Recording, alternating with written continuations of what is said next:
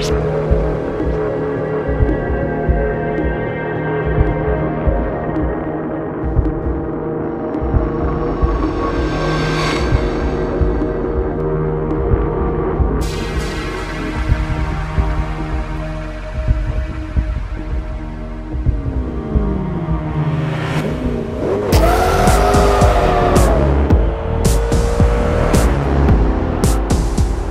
Forza 1, we had interest in Bugatti, and in Forza Motorsport 2, we approached Bugatti again.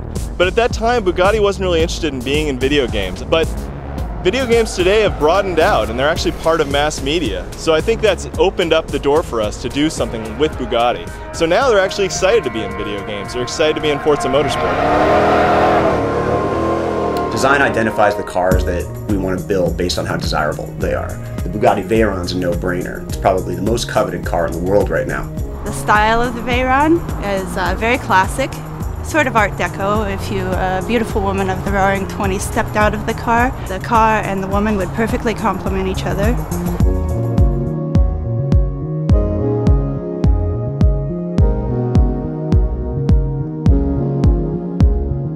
The Bugatti Veyron, it's a technological masterpiece, not so much in that it made 1,000 horsepower, because that's really not that difficult to do with an 8-liter engine, but more in the sense that it's drivable as 1,000 horsepower car. An automatic gearbox that can take a 4,400-pound car and 987 horsepower and put it to the ground with all-wheel drive and not blow up, and it's got to do that for 120,000 miles. And it's not even just like the power or anything, it's the scale. This is a 1,000 horsepower 16-cylinder 4-turbo motor that's smaller than a big block Chevy, and the Veyron itself is 5 inches shorter than the current market Jetta. It's not even a big car. To have such a beautiful design and be able to hit 250 without just frisbeeing off the road it's just incredible.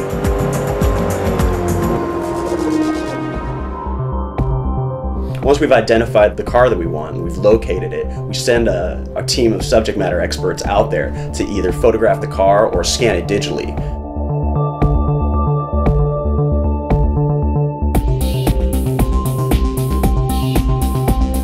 This is, in some ways, the most exciting job on the team because you get to put your hands directly on the metal of cars that most people will never see in person.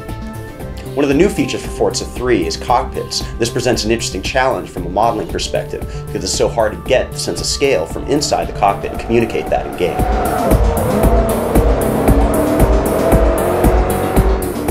Laser scanning is an important part of that. It means we get the scale perfectly for the steering wheel, the gauges, even things that you're never going to notice in the game, like the door locks, the buttons on the radio. We have another special pass that we have to do just to make sure that all the gauges are working correctly. We have to calibrate each one to make sure that the car revs up to the top RPM that it should, that its top speed is the real one on the car. There's a lot of work done into that.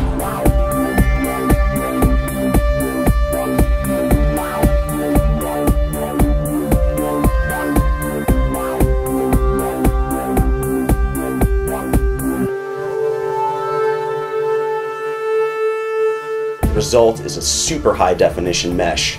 For Forza 3, we've completely revamped the graphics engine. We're pushing 10 times as many polygons as we have on any previous version. It manifests itself by what you see in the game. The beautiful lines of curvature, the detail, and the lights and the lenses. The detail in the brake rotors and calipers. They're so close to reality, they're almost indistinguishable. What you see in game is what we saw on site as we photographed and scanned the car. And the cool thing is not many people in the world have seen this car in person, only in pictures. Some people haven't even seen the interior of this car. And in Forza 3, you're going to be able to customize it, you're going to be able to drive it, you're going to be able to see the interior, you're going to be able to do almost anything and everything with this car that most people will never see in their life. Everybody's psyched about having that car in our game. It's one of the most advanced cars in the world right now. It's something out of this world pretty much. It's amazing.